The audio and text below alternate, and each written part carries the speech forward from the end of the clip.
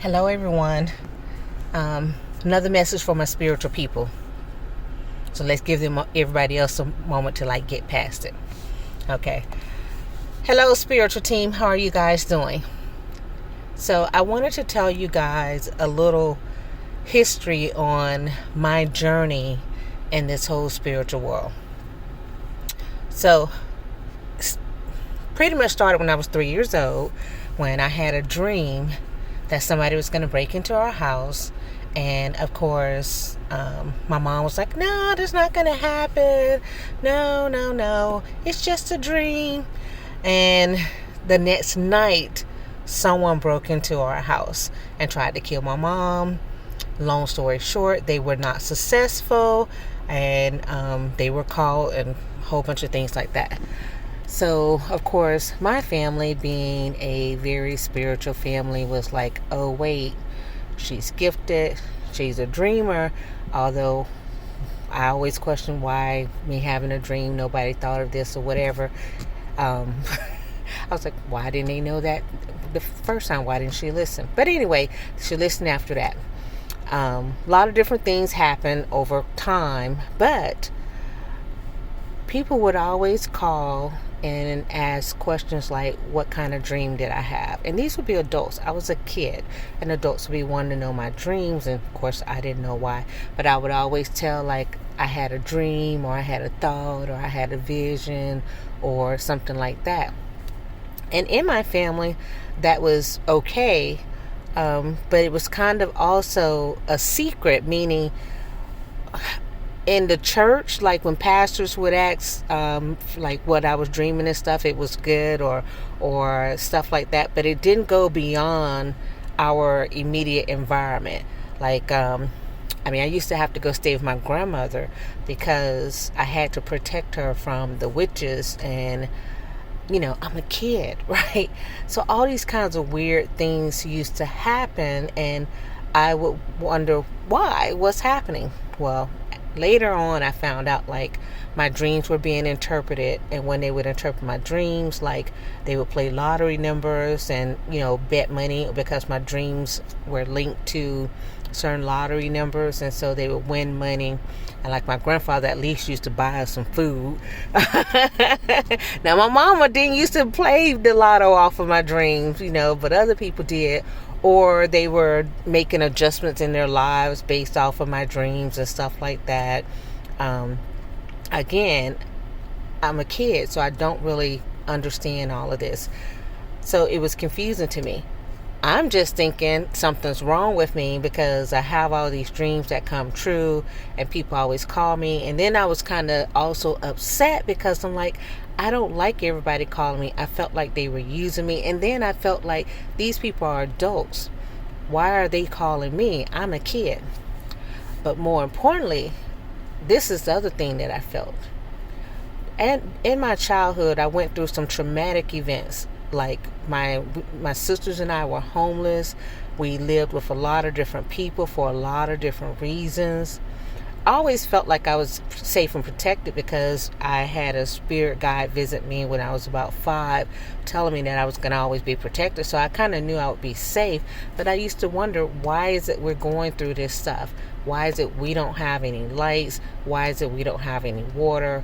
Why aren't people helping us? Or why do people only want to help me and not all of us? Little things like that. So I felt like my gift wasn't necessarily a good thing because it was only used by people and never really used to help my sisters and I. My mom was grown, so I used to feel like, hey, she's an adult. But my sisters and I, we're kids. Why are we going through this? Now, that was my little child self thinking like that. As an adult, I understand that I went through all of these things in one sense to be able to help other people later on, and to also have a passion and compassion for those who are homeless, who are neglected, for children, for young girls, for anyone who is going through a spiritual awakening and feels lost, feels rejected, feels crazy, feels like no one understands, feels like what's happening, or and for people who have spiritually gifted children. Because when I meet a child and I recognize that they're spiritually gifted, I tell their parents, your child's spiritually gifted, you have to protect your child. I remember being at a church once, and this pastor, who passed away earlier this year, said to my mom, this girl is a great woman of God. She's very gifted. And that stuck with me. And I was probably about 8 when she said that, but it stuck with me because as years would go on, I would see this woman, and she would always give us money, give us food, try to help us. Every single time, she would always look out for us. And years later, I found out people talked about her and called her evil things and stuff like that because she was gifted and she was in the church, and yet and still she was helping people like shift energies and all kinds of stuff like that. So all of what I'm telling you about this conglomerate of things that kind of happen and feelings and emotions and thoughts is because I understand that you may have a series of questions like that, a series of wondering why. And especially when here it is, we get to like around 2020 and the whole world starts waking up, right? Because so many people were asleep for so long, and now I'm like, finding all these people who are like, how have you dealt with this for so long? And I'm like, well, because I had no choice. But I just want you to know that it's okay to question things. What I have always done, at least since the time I was around 16, I have kept a journal. I have written in it. I have written my thoughts down. I have written my dreams down. I try to go back every few years and update it when things happen. I try to keep up with important events that I have told people about.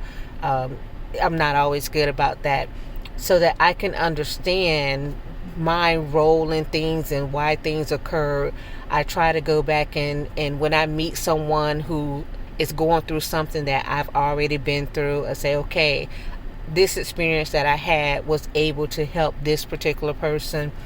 And then that changes things. Like I was raped and molested and a bunch of stuff like that. And I guess you can't say the R word on these platforms. But anyway, I have met a lot of people, male and female, who have been through that, and it was hidden, and they've told me when they had not ever told anyone.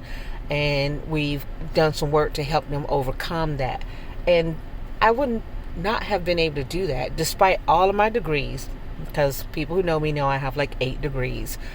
Despite all of that education, without having experienced it, I don't think I truly would have been able to connect with the person, right?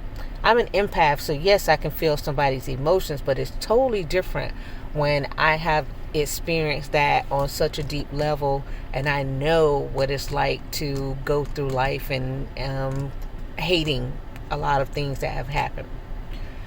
When you are walking a spiritual path and living a spiritual life, you have a lot of things that happen that you're like, how can I have this spiritual gift and still have to go through all of this stuff? Or why is it my gift doesn't work the way I need for it to work for me? Or why is it this hasn't happened to this person who did something horrible to me? Or why is it people don't understand me? Or why is it people are trying to use me? Why is it people don't want to pay for my services? Why? I encourage you to just have the why, write it down, and move past it. And focus on what you can do for the people who do want to pay for your services, the people who do allow you to help them, the people who do not want to misuse you, to abuse you, to mistreat you. Focus on those people. And those are the people that you're here for, right? The life that you're living and the way you're helping people is not for everyone. It's not for everyone. If it were, there wouldn't be so many of us, right? You're here for a group of people. Focus on those people, right? when things happen to you, write it down and understand that perhaps you're going to meet someone later when you've made it through your little situation that you will need to help. All right. I hope this message some kind of way helps you guys. I know it will. It'll help somebody, at least one person, at least someone. But eventually it will help someone, because that's exactly what happens. All right. Let's make it a great Saturday, the rest of it. This video was long. Hopefully you'll be able to see it all. If you stayed to the end, I'm going to send a special blessing to you, because that's how my mind works. That's how my gift works. Those who have watched to the end, you have a great blessing just in the next 7 days. Love you. Bye.